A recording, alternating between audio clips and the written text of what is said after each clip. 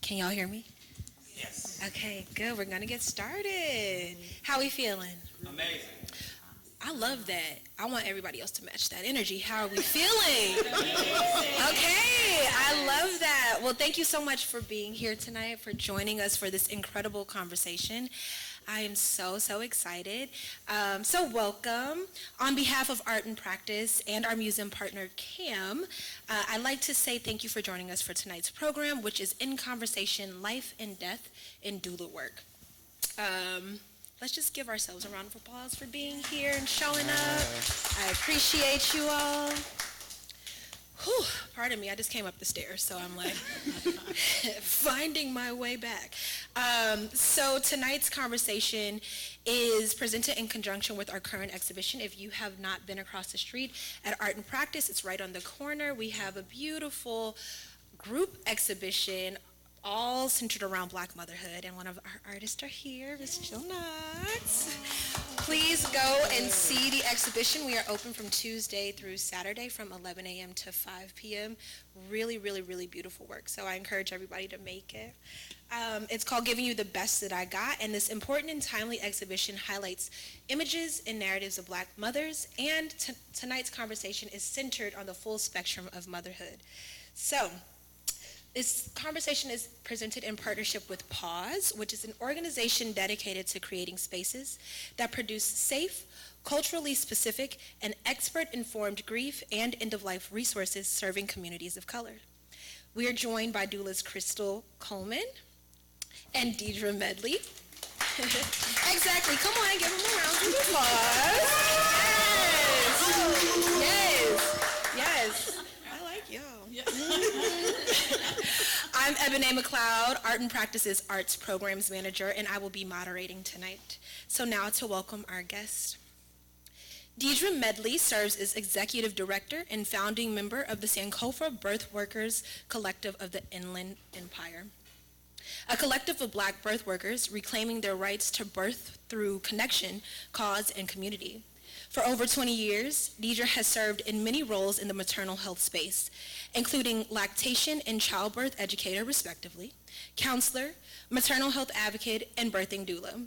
Throughout her career, she has led the charge in coordinating 3 doula programs, servicing Riverside and San Bernardino, correct? Mm-hmm. Counties, okay.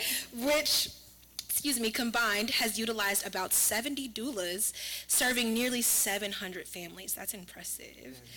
In an effort to grow access to doula care, Deidre founded, Grounded Beginnings Birth, a community-based doula program that facilitates culturally congruent and spirit-centered doula trainings. Coleman is a devoted end-of-life doula driven by compassion and dedicated to providing a calm, supportive presence during one of life's most meaningful transitions. The work of an end-of-life doula resonated with her in 2014. After volunteering and supporting many at the end of life, she was officially certified as an end-of-life doula in early 2023. Further moved by the meaningfulness of the work, Crystal founded The Journeyed Soul in 2024. She believes there is great value in supporting, guiding, and care at the end of life. Her goal is to create conversations about death and dying and bringing awareness to the importance of planning while honoring the journey. One more time for our guest, please. So before we begin, given the nature of the conversation, I would like us to participate in a very quick grounding meditation. Yes? Do we feel okay with that? Perfect. I invite everybody to sit up nice and tall. If you have the space to do so, planting your feet shoulder width apart, closing your eyes and focusing on your third eye point, which is situated right between your brows. If you feel called to do so, placing your left palm at your heart space, your right palm right at your navel, which is in the center of your sacral and your solar plexus. Paying attention to your natural rhythm of your breath, really grounding yourself, knowing that this is your space to be a part of. You are supposed to be here. I invite you to take a deep inhale, filling your belly with air. Inhale deep. Slow exhale.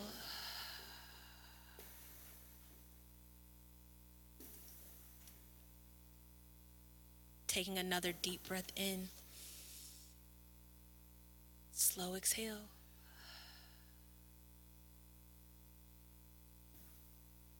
We're going to do this 2 more times. And I invite you to really relax your shoulders. Pull them away from your ears. Sitting up nice and tall. Deep inhale, filling your belly with air. Hold it.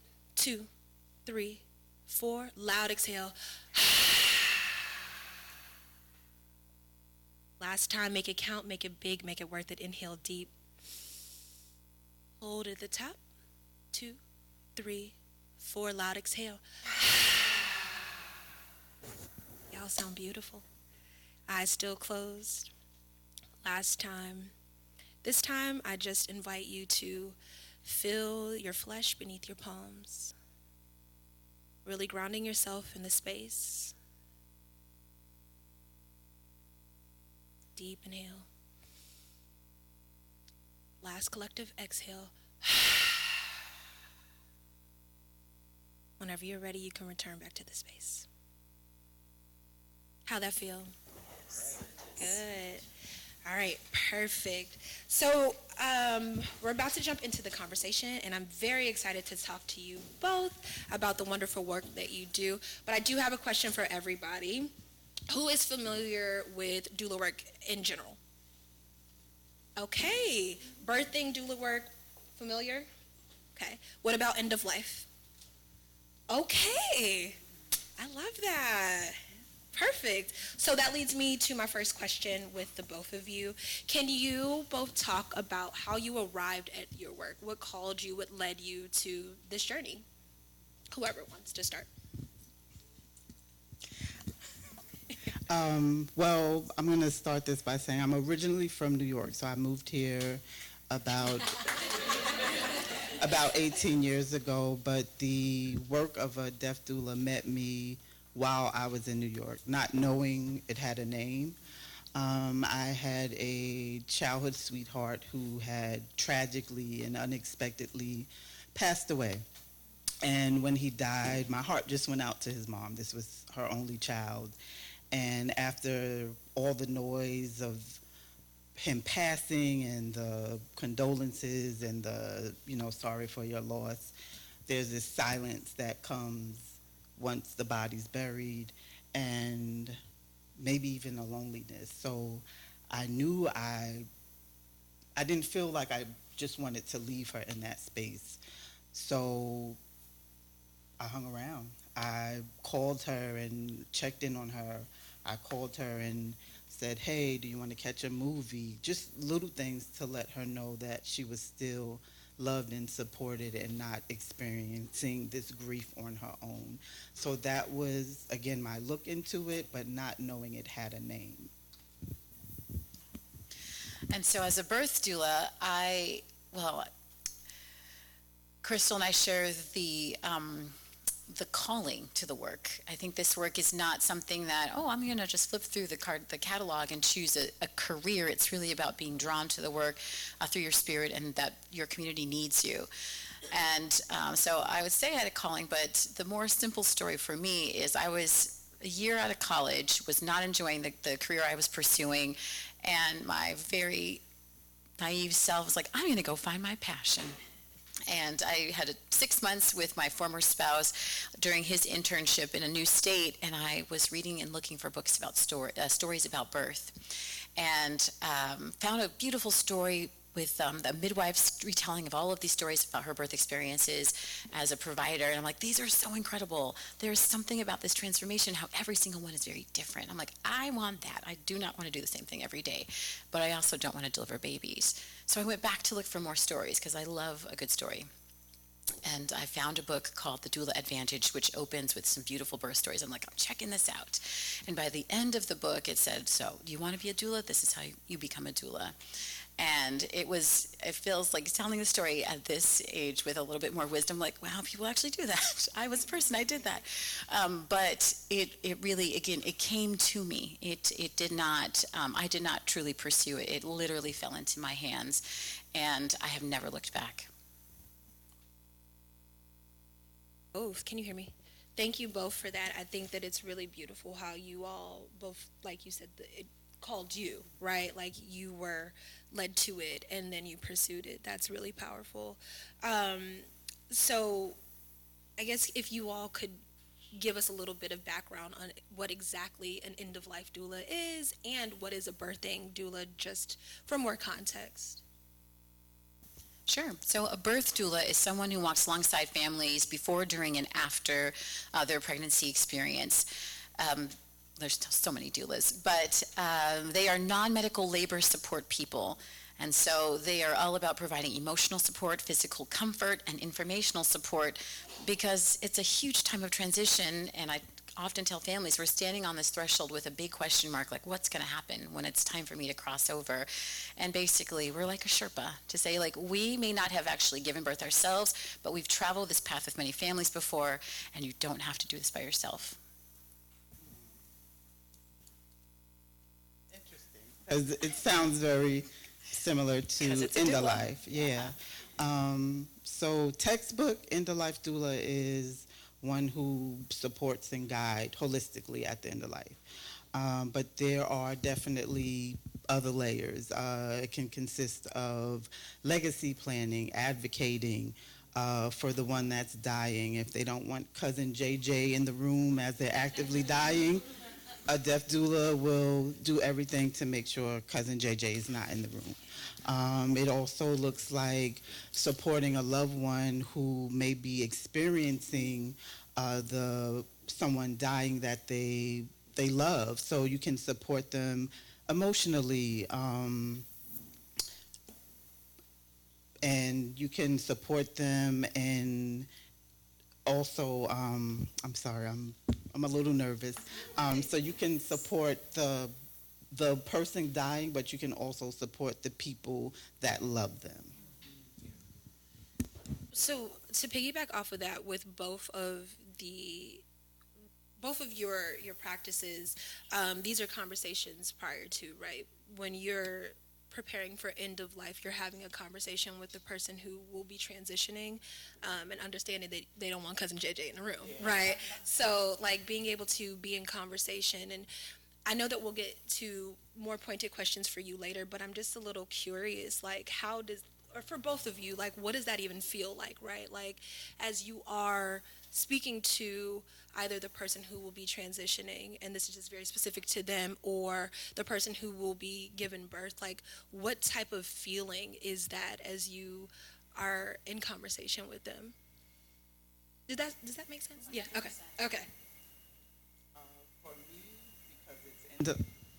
For me, because it's end of life, it's a constant reminder of our mortality. It's a constant reminder of the importance of actually living life and doing all the things that you want to do in this life. So even though I'm supporting as they might be transitioning, it's just a constant reminder.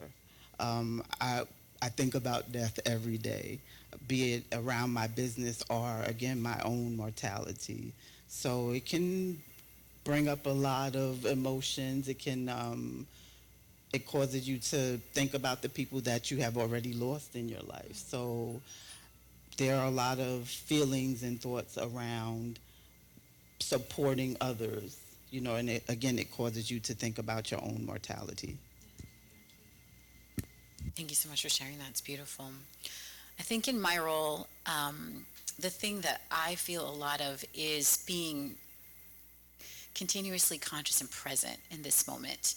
A lot of times we sit with families or birthing people and their support people to kind of create a plan about how they want things to go and how they want things to evolve. And my job is to keep them, again, present right here. Like I constantly remind them, and I have to constantly remind myself, this is all I have in this second, this moment. It doesn't matter, the plans matter because it helps to kind of know where and how to shape the experience, but you cannot control anything. I tell people this all the time, the only guarantees we have is that there are no guarantees. So I think in the same vein of what Crystal was sharing is like, what does it mean to have non-attachment to what has already happened, and not an attachment to what's to come, because we truly don't know how it's all going to turn out. All these questions, I'm just like, there's so many things that I just want to branch from, but we'll get to that a little later. So thank you for sharing that, because I think that it's really important, especially with work like this, that you are providing a service and you are there, right? And so I wanted to know, what did that feel like for you, and what does that feel like in your experience? So thank you for sharing that. So with the partnership with Pause, I'm curious how that has elevated your practice at all, if at all. I am in love with Pause. Yes. I don't know if y'all can hear me. I am in love with Pause. After receiving my certification as an end-of-life doula, I honestly had no direction.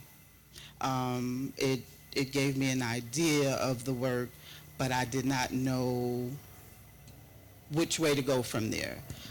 Pause came along and altered in a wonderful way everything. It allowed me to expand on my thinking around this work. Community. New cheerleaders, people who are understanding of the passion you have, people who are understanding of your fears. So Pause is chef kissed in my mind. It's an amazing program. And I'll speak a little bit. As a birth doula, I don't do a lot with Pause, but I love the intersectionality of how they take their work around grief and really try to make it accessible to multiple groups. And so in the past, I've worked with Pause on a panel for Black maternal health, speaking more about the grief that comes with becoming a mother or becoming a parent, whether or not you carry a child to term or you do. There's so many things that we have to let go of and sacrifice and relinquish in a parenting journey so that you can make space for this new entity that's come through you. And so that is my intersection with this work. So this is actually my second thing in over 5 years, working with them. Nice. Again, so many things I just want to branch from, but just for the sake of time, I just have to keep the questions concise.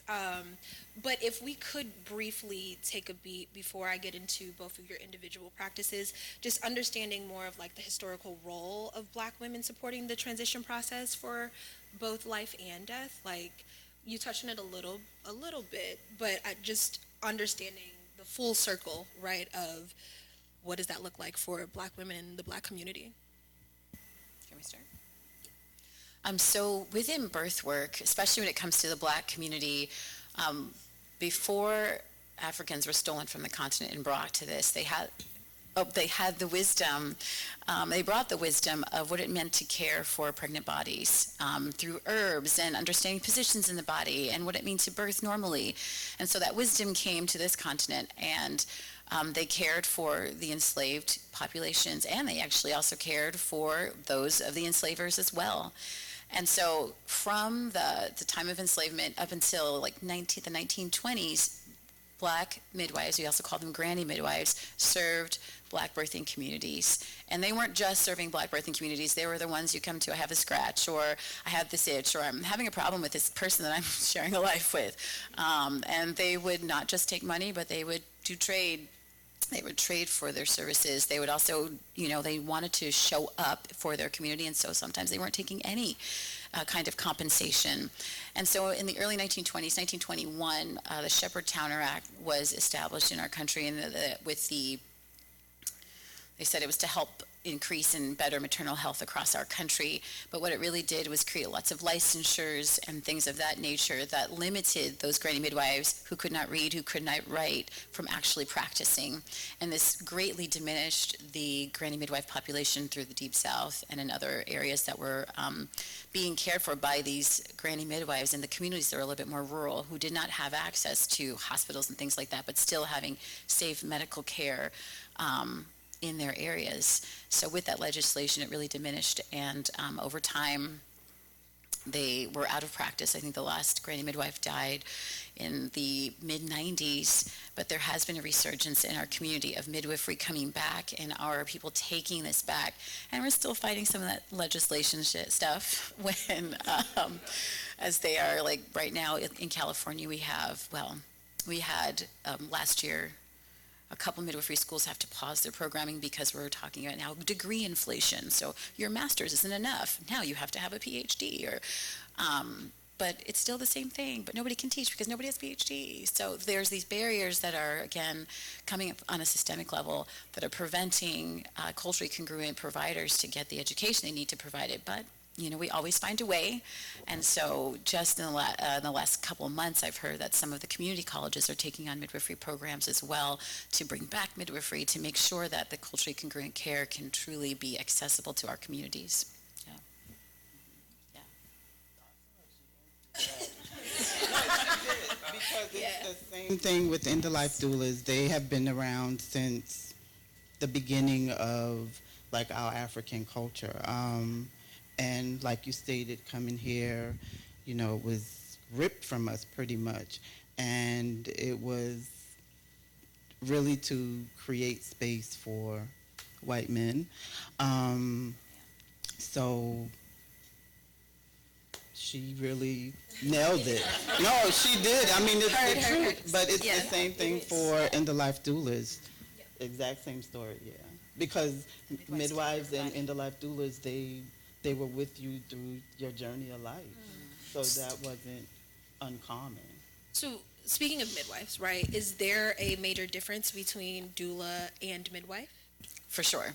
The short answer is doulas are all up here, midwives are all down there. Got it.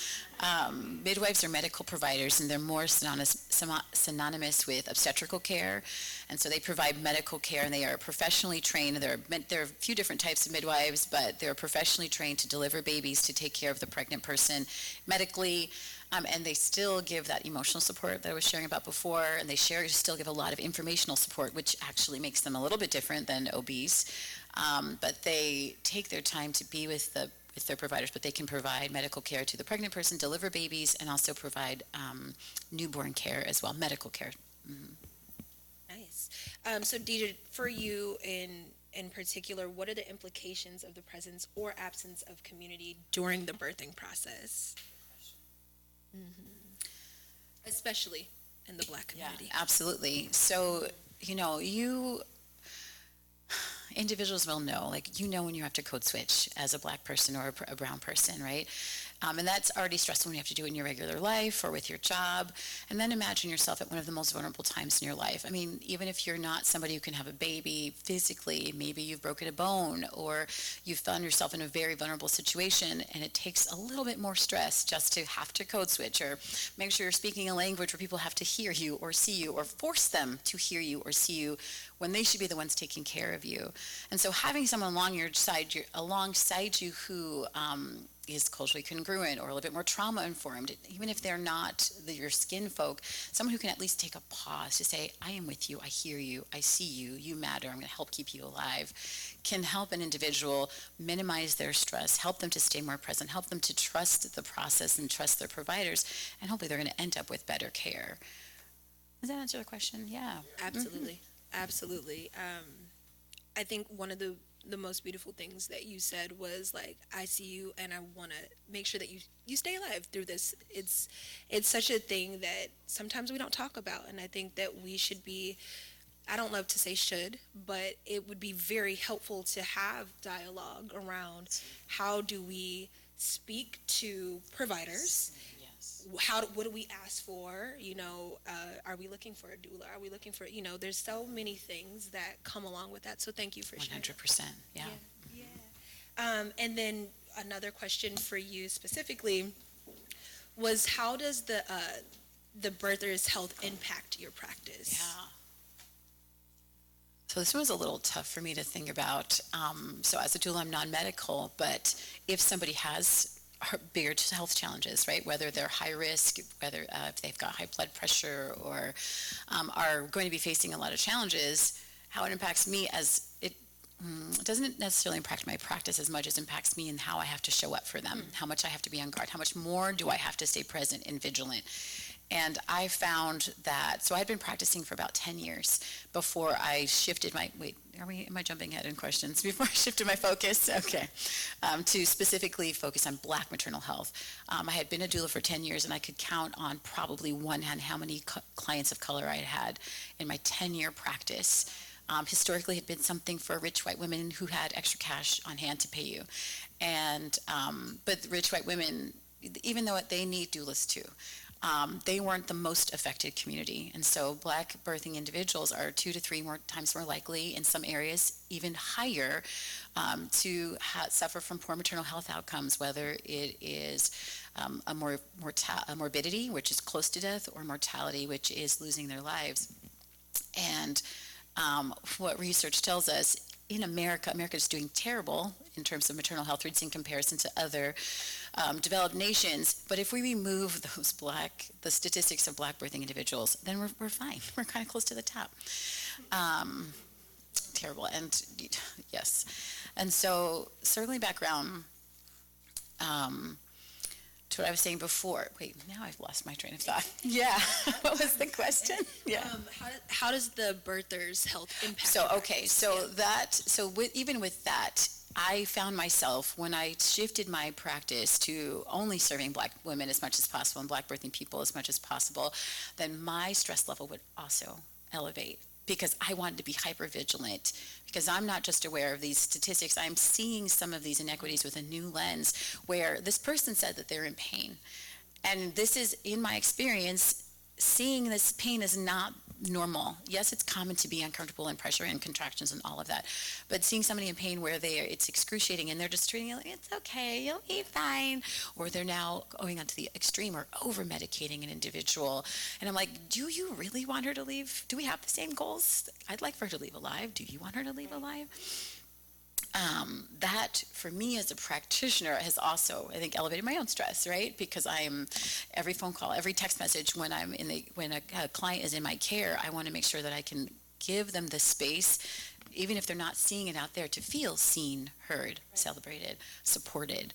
And so for me as a practitioner, that has really, that's something that I was surprised about when I shifted my focus, that I'm like, okay, so with that, I only take a few clients a year, because I'm like, I can't experience that all the time, but I can do other things on a regular basis to create more inroads for other practitioners and to be able to show up for these families.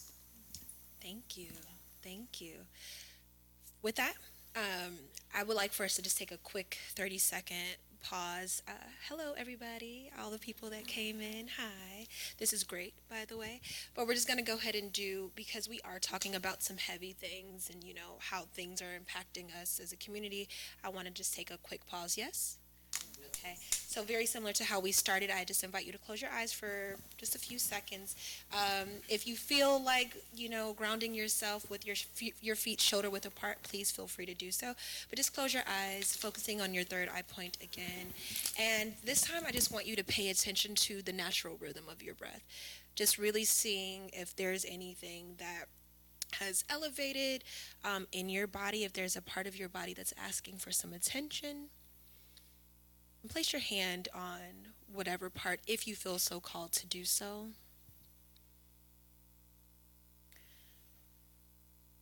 Taking a deep inhale in, taking your shoulders away from your ears, filling your belly with air. Inhale. Slow exhale. 2 more times here. Deep inhale. Slow exhale. Last time, make it count, make it big, make it worth it. Inhale deep. Hold it at the top. 2, 3, 4. Slow exhale. Whenever you're ready, you can return back to the space. Thank you for participating in that. How we doing? Good. Deidre, thank you so much for sharing that information. And Crystal, now I have some questions for you specifically with your practice. it's the question is kind of similar. We've already talked about how you all arrived at the work, but I really want to stick to the theme of the Black community and what that looks like. So yours is given the significance of the mother figure in Black culture, which is also in relation to the exhibition that we have going on, which is particularly around Black motherhood.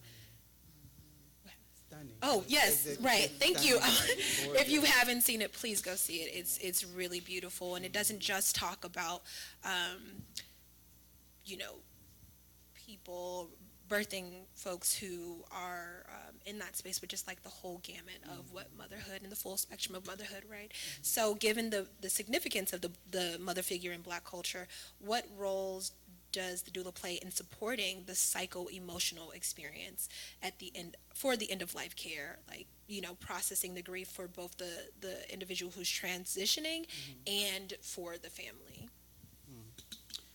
Um, Specifically in Black culture, mother figures I think I know are given a lot of roles. They spiritually guide their loved ones. They're chefs, they're therapists, they're chauffeurs, caregivers. Like the list is endless. Um, so in that space, there's a lot of loss. It's not just the feeling of, oh, I'm losing my mom. So when a death doula comes into that space, they can support the dying, but also can support the loved ones who are experiencing this person who holds all of these titles.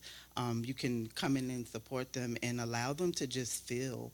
We live in a world where Black people aren't, or it feels like we're not openly able to feel our emotions. Sorry, we're not openly able to grieve and cry and just feel all the things. So when a death doula comes in, there's validation there. Like, it's okay that you're exhausted. It's okay that you're grieving. It's okay that you have mixed feelings, mixed emotions. So there's being able to come in and validate that. It holds a lot of space for that person. And a death doula can also bring remembrance to that dying person that maybe they, as an individual, they used to be an artist, a singer, a pianist, whatever that looks like for them. And in that space, that can also be honored and celebrated. Thank you. Just thinking about what you all are both sharing, you're very, very individualized, like making sure that, these people feel validated. Not these people, that is not what I meant, but like, you know what I mean? Like, I don't like when, but people feel validated and they feel seen, celebrated, and heard and supported, and regardless of if they are moving toward giving life or it's toward the end. And I think that that's such a beautiful thing that you all, the through line, right? So thank you for your practice and for showing up in this way, because it's so needed and necessary. We are running low on time already. Oh my gosh, right? But I do have two more questions that I'm very excited to ask. I am very excited to ask this, but to really tie in your practice, both of your individual practices again, to conjoin the experiences of birth and death, can you speak to the uniqueness of supporting folks who have experienced both birthing and death at the same time? For example, abortion, elective or otherwise, miscarriages, stillbirths, etc. What does that look like?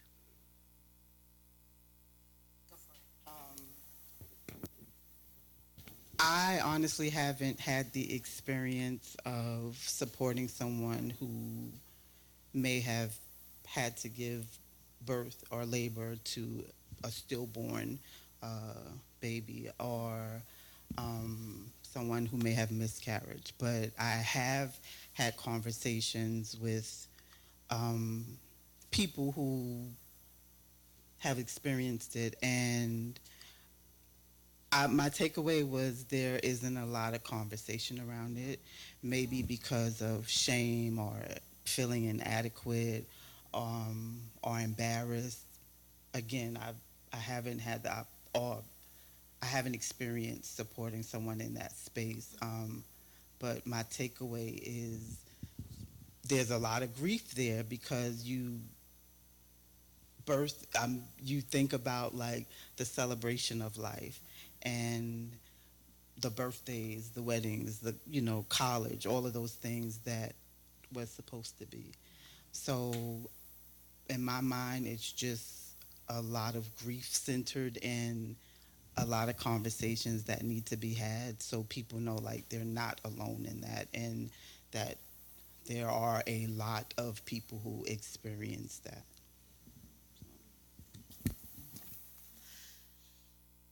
I have also been fortunate to not experience a loss personally with a doula client, but I have in my practice supported doulas who have supported loss, and there's miscarriage, all the things that you mentioned. But the most unexpected thing is when the mother also passes away. And what does that mean? Because this person's now was supposed to fill all the things that you just said. The memory maker, the magic maker, the holder, the keeper of the keys. The role of the mother can be such a cornerstone of a home. And that is one of the most difficult things, in my opinion. I know all losses is hard. Losing babies is hard. Because of the expectations, because it's not just the loss of a person, it's loss of all the expectations, all the dreams and hopes that you had for this person that you'd carried. And even when it comes to abortion, even if that was the right choice for that individual, there's still a threshold of transformation that they go through because they held that life for the time that they had it. And even though, things are going, doesn't mean that everything is hunky-dory, but I feel like our country in general has a hard time understanding and processing loss, death, grief. We want to be like, la, la, la, la, la. If I don't think about it, it's not going to happen. But that is what is actually to our detriment because we aren't having these conversations. We aren't normalizing that every single one of us here, we're going to die. And if we are not prepared or if we're not even open to having the conversations, this is where our trauma can come from when we're not expecting loss or death. And we wouldn't want to normalize that in the maternal space, but in general in our culture. So I really agree with Crystal. It's like, what does it mean to have conversations in a more neutral space around loss in general?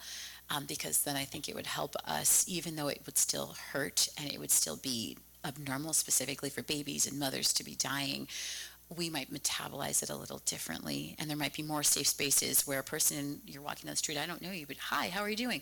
I'm really grieving right now, but thank you so much for asking. It doesn't mean I have to wipe all your tears, but we can normalize that. We hold these feelings and we can hold them all. I can laugh in one breath and still be sad underneath that too. So what does it mean for us to normalize or create space for us to be the didactic humans we are? Well said. Y'all are really killing it. And so, the last question before we open it up to everyone for question and answer is about ritual, right? And what does that look like? I guess in the vein of when you're saying walking past somebody and be like, I'm grieving, thanks for asking, normalizing that feeling, the gamut of the experience and what that looks like.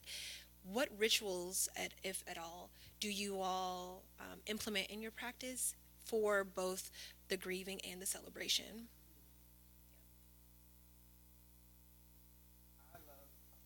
I love music, so for me, it's create a playlist, no matter what that looks like.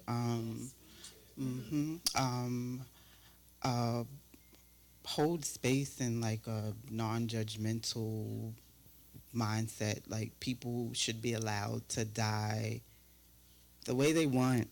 I'm not as articulate as she is. I just kind of say the thing, but I feel,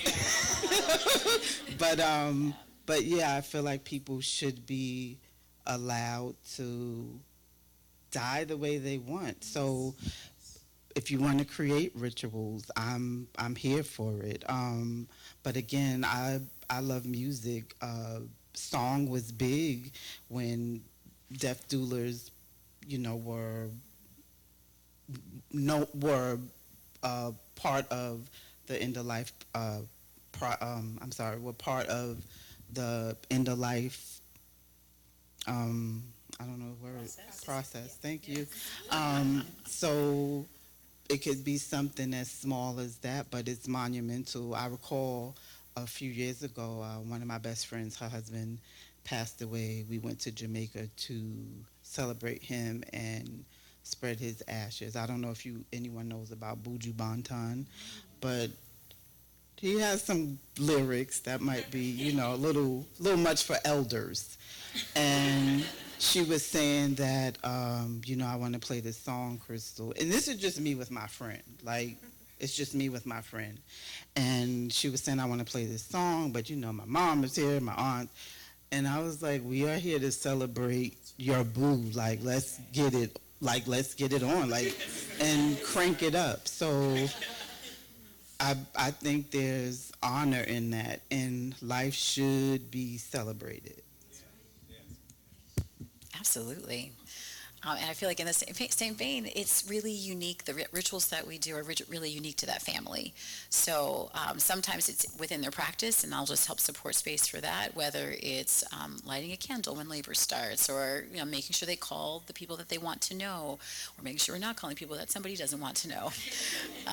But also it can be me introducing something to the family or making something up on the spot. And we've done as many things as like writing things down that we want to let go of and burning them, or talking out our fears, and instead of saying, well, I'm going to take all those fears, which is not necessarily practical, what can we create, how can we create space for creating something new in the place of, or a solution, and whether it's writing it down, creating a mantra, making affirmations, and then within our African traditions, and also within some of the traditions of Native and indigenous individuals, it's really not just about honoring the moment, but also honoring the body.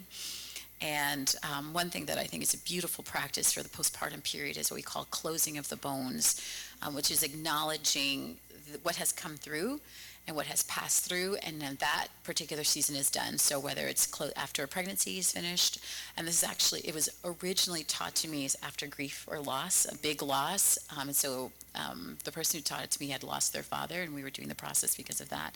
And basically it's taking long scarves, it could be rebozos, which is a Mexican scarf, or even like pashminas, those long wide scarves, and laying them out on the floor and laying the person on top of them. And so there'll be several, and then one at a time you take them and you wrap them around the joints, around the ankles, the legs, the knees, all the way through the hips, and so you're almost wrapped like a mummy, and even the head. And so they wrap it and squeeze, and then keep you kind of tucked in, and so it's almost as if you have returned to the womb a little bit, but also the idea is it's closing the hips of what has passed through, and those who are in space will participate or do a ritual like around either prayer or saging, whatever the belief system is of the individual, to help them remember what they have done, acknowledge what they have done, help them to kind of cross over. Now we're crossing into a new threshold of now being this person's parent with this baby on your outside of your body, or moving forward without this person in your life. And so that's one that I don't get to practice very often, because not all my clients are like, you want to do what to me now? But I think it's a really beautiful marker to acknowledge the threshold that we have now passed over or crossed through. Wow. Thank you both for sharing that. The rituals and closing of the bones is what it's called. Beautiful. And even the celebration, you're like, we're celebrating, right? Like, as this life is now transitioning to something else. I think that that's really a beautiful way to end our part of the conversation. Thank you all so much for sharing, like, Absolutely. the knowledge and everything. So we have time for a few questions. Okay. The mic will be coming to you.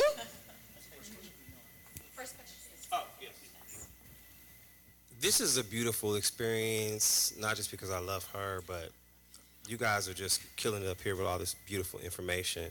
I have two questions, one for you and one for you. In terms of a birth doula, are you more prone to work with first-time mothers, or would somebody come to you with like the third or fourth kid? I mean, once they got it the first time, do they come to you for the second kid? That's your question. That's my question. And then your question would be, in Oregon, I know that they do, is it like Dr. Kevorkian does the suicide? Medical assisting in this, yeah. Okay, yes. Is that a part of a deaf doula's work? And if it were legal here, would you be open to assisting people in their transition? So Yes. Big questions.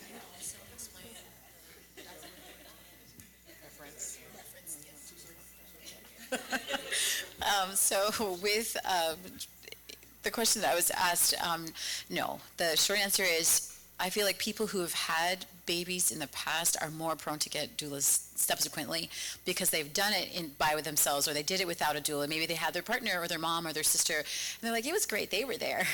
But I would like somebody to help them help me better. Yes.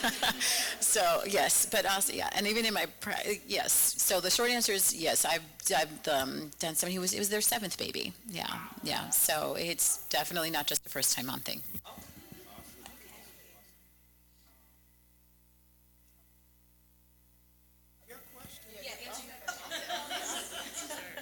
Try not to be rude.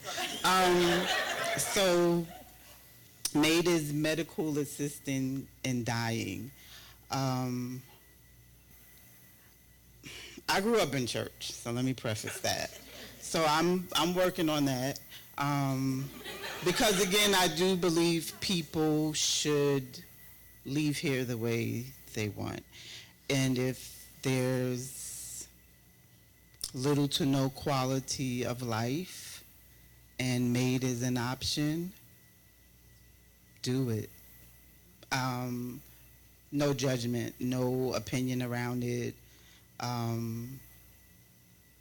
It was your life. So if that's how you want to leave here, then do it. Dr.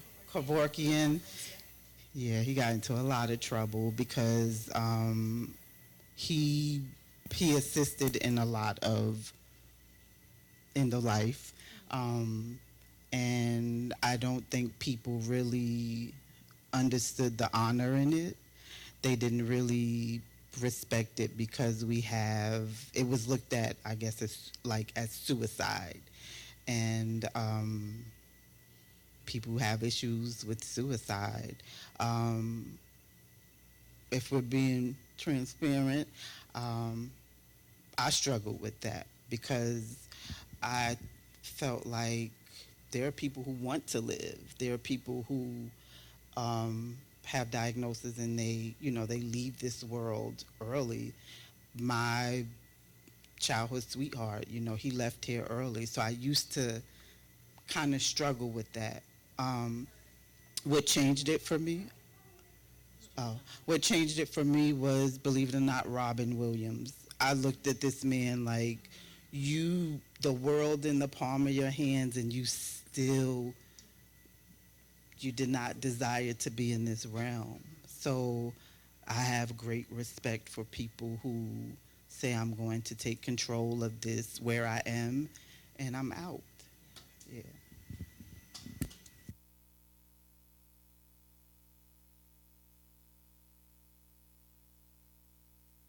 I'm going to expose myself a little bit. I am a stillbirth mom, full-term 40-week stillbirth mom. And actually on my way here, I was in the car for a really long time. Someone from my high school that I haven't talked to since graduation just experienced stillbirth and called me. We weren't friends, but she knew my story and needed somebody. There is not a lot of conversation around it. People aren't so transparent about it, and you don't really hear about it that often. Miscarriage, yes. Stillbirth, not so much. And one of the conversations that she and I had, for me it was kind of a no-brainer. I was going to continue on. I wanted children, and I'm so grateful to have 2 beautiful, healthy kids. And I asked her, do you want to keep going? And she's like, I don't know. She's terrified. And so my question, I actually don't know who this question is for. I could be, this is sort of like lives in the middle somewhere, right? Has part of your practice ever been guiding someone from loss to a healthy delivery, and what does that look like? Thank you so much. And thank you so much for sharing. And thank you so much for your art. I'm sorry. I went to the exhibit today. I'm just like, it's amazing. Thank you. Thank you. No, so I've done that way more frequently, where a family has experienced loss and they are very much more tentative to move forward, especially in your case when somebody lost a baby who we thought everything was going to be fine, and then it wasn't at the very end. And so with those with those particular clients, I feel like that's another way that I have to be hyper vigilant in reminding that this is a different experience. You might be seeing things that are similar, and it's just in our human nature to be like, oh, that thing was familiar back there. I did that before, and what did I do last time for this thing that seems the same? But what does it mean in my work is to keep people present right here, keep them remembering that yes, that happened, and also what is one small thing that's different? Are you wearing a different color shirt? That's very, very menial, but also what else is different? What are you doing different to take care of yourself? And also, it's not your fault. It was never your fault. And that's the other thing that I tend to have to work with parents who have experienced loss, is reminding them that they didn't do anything wrong. And it depends on what their healing journey is and the things that they already have put into practice, especially post-birth. But I have a client right now who lost a baby. She was miscarried very early in her pregnancy, but she's so tentative to now even tell the family or to get excited. Even though there's a whole prenatal picture and everything, because of what happened before. And so what does it mean? It just means more grace, compassion, being more gentle with ourselves, reminding ourselves, and then also remembering that too, because again, in our culture, we don't want to talk about it. We're like, oh, that happened. We're just looking for a healthy baby, healthy mama. But what does it mean to be healthy here, and here as well? Not just having a live human, but what does it mean to be healthy? I feel like being healthy is part of honoring what was, remembering as much as we need to. Having live babies doesn't erase what has happened. And how do we still honor that? How do we still talk about that? How do we still integrate that entity into our family or into your families, to your comfort and to whatever your particular family culture is asking? Yeah.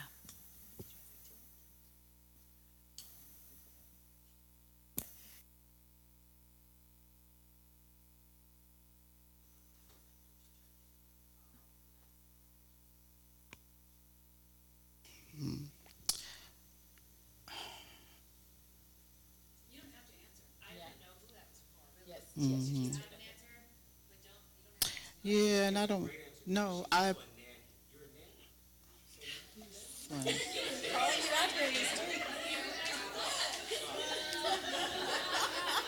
Thank you, Norris, for pushing me.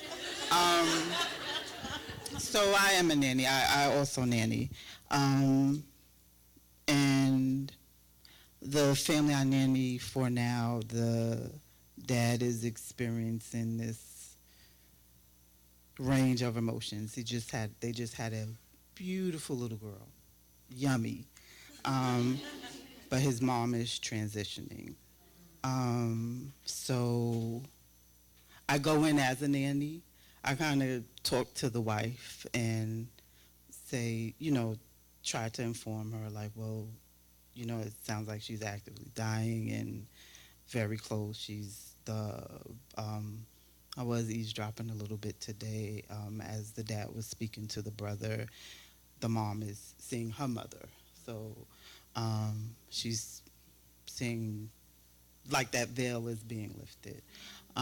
So I think there are, I can't imagine.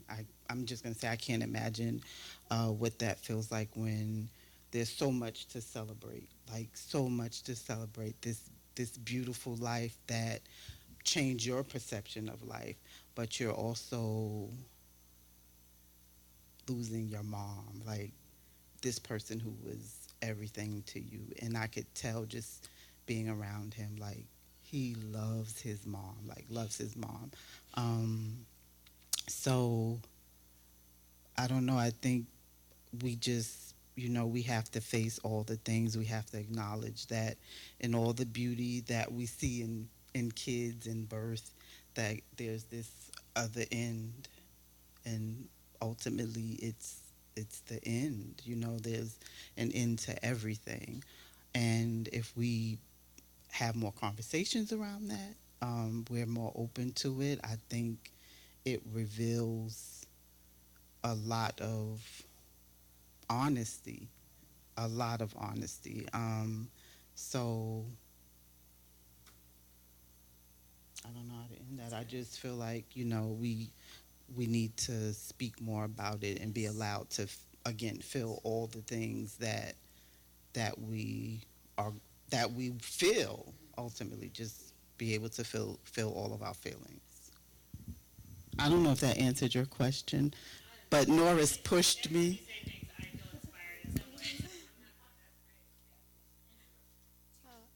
I just had a really quick question. You mentioned the book, The Doula Advantage. The author? Rachel Gurjevic. It's an old one. If you want better doula books that are written by more culturally congruent people, I can give you a ton of titles. That's just the one I read back in 2004. But The Doula Advantage by Rachel Gurjevic, or something like that. Still I looked at my phone. I didn't see. Okay, well, connect with me after. We'll find it. Yeah.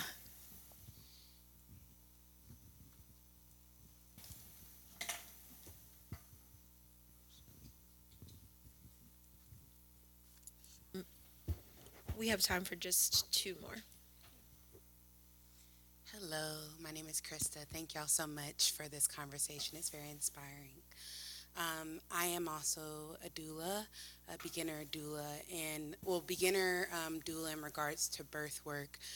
But over the years, I have expanded my definition of doula to be a friend of change and a portal keeper. I love that. Thank you. And I'm very curious what your practices as doulas have taught you about change, and if there's anything in that wisdom that you could give us that would help us navigate this current moment of intense change that we are moving through.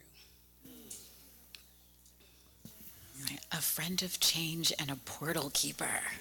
I love the words. It's amazing. Oh my gosh. I have some thoughts. You have some thoughts? You ready? Yeah. I mean, there's that saying, like, change is inevitable. Like, we face it every day. I believe in community, like being able to help you when you are faced with challenges and things that hit you immediately. Community is something I feel like between like social media, this administration, life, we have fallen away from. It seems like people are trying to get back to that, and I think it's important. I was telling my friend, like, I want to do Sunday dinners. I don't know if y'all know, like, about, like, back in the day, they would do Sunday dinners. Like, families would get together and eat. So ultimately, I think community can play a big role in facing change.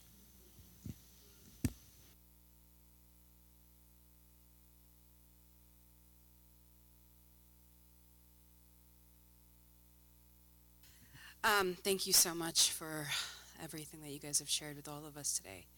I am also a doula, and I'm an Ayurvedic postpartum care doula. And there's a few things in here, like the part of, as a doula that goes into the hospital, you know, and has to be on call and take insurance and whatnot, and sometimes you don't choose who you have to serve, right? And sometimes who I am as an alignment of a queer BIPOC person coming into a space where maybe that's not, the parents aren't that, right? And so we have to be open to just hold, because this is life, right? And so in that space, it's like, I'm not everybody's messenger at this point. And I'm navigating through this in my own family, So my question basically is, as we hold so much space and sacred space for as the portal keepers and whatnot, how do we navigate this in our personal lives, right? I don't have the answer for this. It's a constant learning. But how do you both do this, in this way? I think that's something I'm learning.